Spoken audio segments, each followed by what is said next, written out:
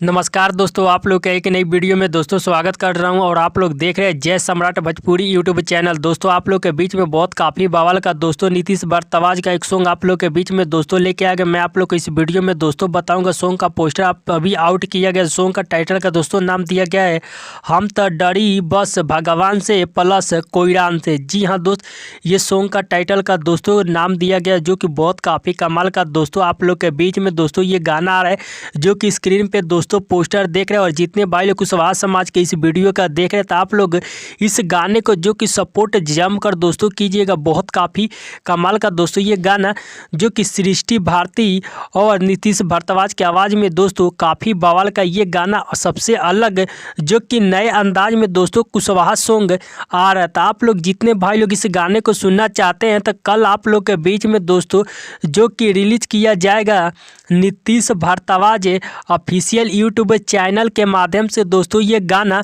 जो कि रिलीज किया जा रहा है कल सुबह 7:10 पे दोस्तों ये गाना रिलीज कर दिया जाएगा। तो आप लोग इस गाने को जितने भाई लोग सुनना चाहते हैं तो कल इस गाने को एक बार जरूर सुनिएगा और भाई को भी प्यार आशीर्वाद दीजिएगा जो कि बहुत काफ़ी कमाल का दोस्तों जो कि कुशवाहा सॉन्ग लेके आ रहे हैं। आप लोग इसी तरह प्यार दीजिएगा। मैं आप लोग को मिलता हूँ नेक्स्ट वीडियो में, तब तक ले लव यू सो मच। जय शोक सम्राट मौर्य।